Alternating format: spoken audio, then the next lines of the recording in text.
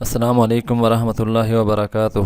اعوذ باللہ من الشیطان الرجیم، بسم اللہ الرحمن الرحیم۔ محترم سامعین، میں امید کرتا ہوں آپ سب خیریت سے ہوں گے۔ یہ ایک دعا ہے۔ حضرت ابو امامہ رضی اللہ تعالیٰ عنہ فرماتے ہیں کہ آپ صلی اللہ علیہ وآلہ وسلم نے فرمایا، جس نے یہ دعا صبح کو 3 مرتبہ پڑھی اور مر گئے تو جنت میں داخل ہوگا۔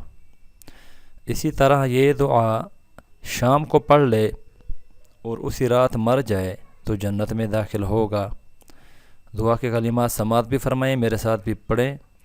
اللہم لک الحمد لا الہ الا انت ربی وانا عبدک آمنت بک مخلصا لک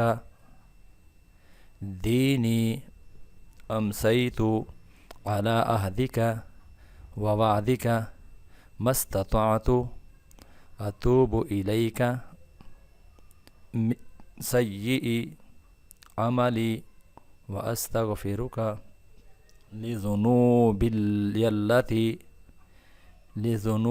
التی لفظ تھوڑا مشکل ہے، لذنوبی التی لا یغفرها الا انت۔ مجمع الزوائد کتاب کا نام ہے، حوالہ آپ کے سامنے موجود ہے۔